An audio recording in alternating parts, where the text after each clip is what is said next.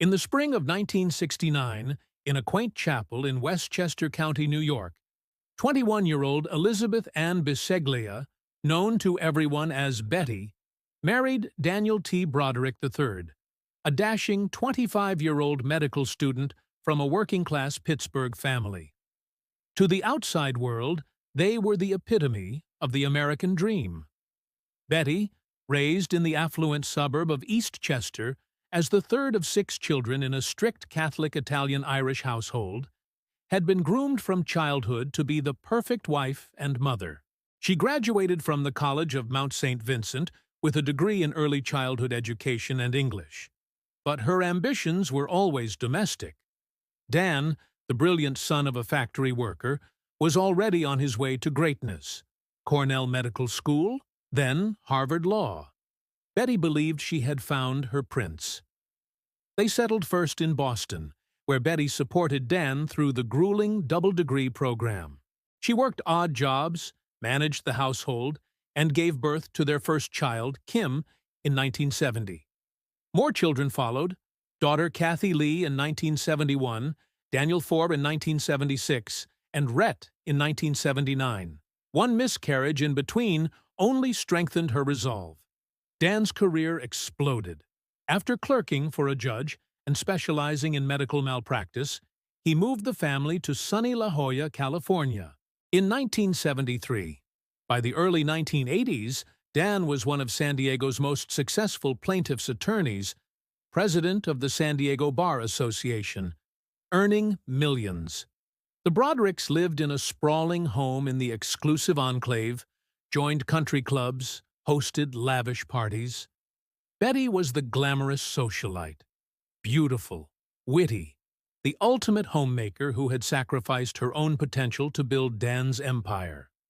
But cracks were forming long before anyone noticed. Cracks in the facade. By 1982, the marriage was strained. Dan was consumed by work. Betty, now in her mid-30s, felt isolated, raising 4 children, while Dan partied with younger colleagues. In November 1982, Dan hired 21-year-old Linda Kokona, a stunning former Delta flight attendant with no legal experience, as his office receptionist. She quickly became his personal assistant. Betty's suspicions ignited almost immediately. Linda was young, blonde, vivacious, everything Betty feared she was losing. Dan denied the affair for years, gaslighting Betty at every turn. He told her she was paranoid, crazy, overweight. Betty's rage manifested in explosive ways. She once burned Dan's custom suits in the backyard bonfire on his birthday, after discovering he and Linda had spent the day together.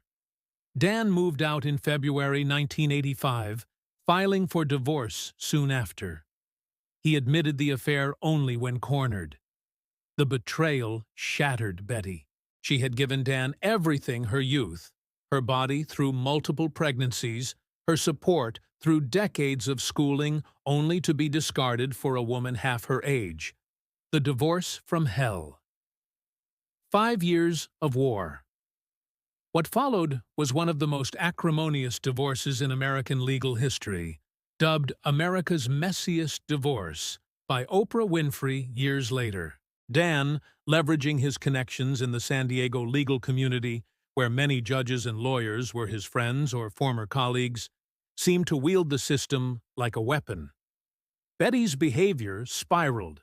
She left hundreds of profane, screaming voicemails on Dan's answering machine, messages that were played in court. She vandalized his new home, smashing mirrors and spray-painting walls. In 1986, she drove her SUV into the front door of his house while the children were inside. Restraining orders piled up. Dan fined her thousands from her support payments for every violation, every curse word in a voicemail. He gained custody of the children, claiming Betty was unstable. She countered that he was alienating them from her. The financial settlement was brutal.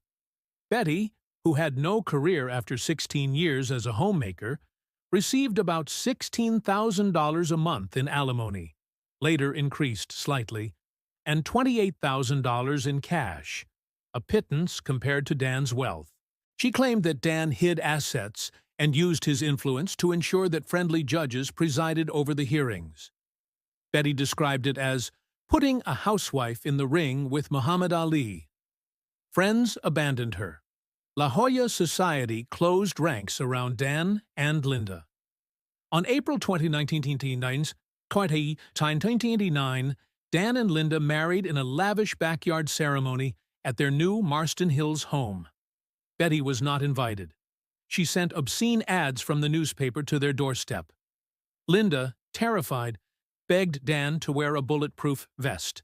He refused, reportedly saying if Betty wanted to kill him, nothing would stop her.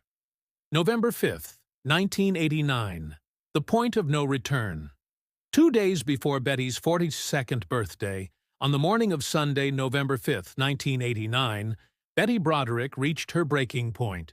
She had recently purchased a .30-08 caliber Smith & Wesson revolver and taken shooting lessons. Using a key she'd taken from her daughter Kim months earlier, Betty let herself into Dan and Linda's home at 1041 Cypress Avenue around 5:30 a.m. She crept upstairs to the master bedroom.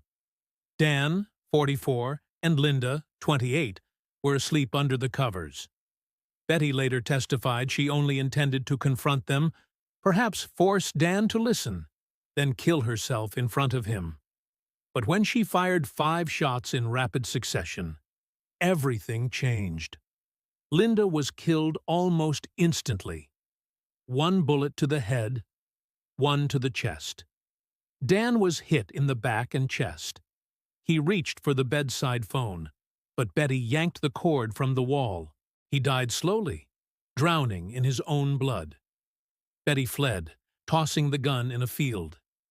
She called her daughter Lee from a payphone. "The bitch is dead." She turned herself in to police that afternoon. Betty never denied shooting them.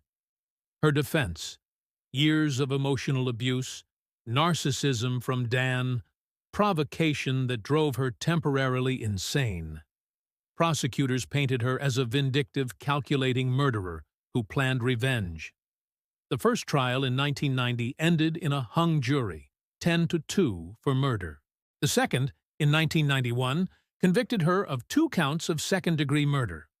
On February 7, 1992, she was sentenced to 32 years to life, 2 consecutive 15-year-to-life terms, plus 2 years for gun use. The case divided America. Feminists saw Betty as a symbol of the discarded housewife. Others saw cold-blooded execution. 2 TV movies starring Meredith Baxter aired in 1992. A Woman Scorned, The Betty Broderick Story, and Her Final Fury, Prison and Legacy. Unrepentant to the end. Betty was sent to the California Institution for Women in Chino, later Corona. She has maintained a relatively comfortable life there, painting, gardening, and corresponding with supporters. She published a memoir in 2015, Betty Broderick, telling on myself, still insisting she was the victim. Parole hearings, 2010. Denied. She showed no remorse, blaming Dan entirely. 2011. Denied again. 2017.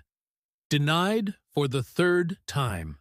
The board, citing her lack of insight and acceptance of responsibility, set her next hearing for 2032 when she will be 84. As of November 2025, Betty Broderick, now 78, remains incarcerated. Her children are divided.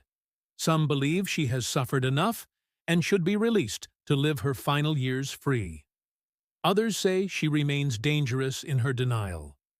In 2020, her story was dramatized as Season 2 of Dirty John on Netflix. Dirty John, the Betty Broderick story, starring Amanda Peet as Betty and Christian Slater as Dan. It reignited debates. Was Betty a battered woman pushed too far, or a jealous killer who got what she deserved? 36 years after the shots rang out in that quiet San Diego bedroom, the name Betty Broderick still evokes one question. How far can betrayal drive a person before they break? And who bears the blame when they do? Subscribe, like, and share for more intriguing stories.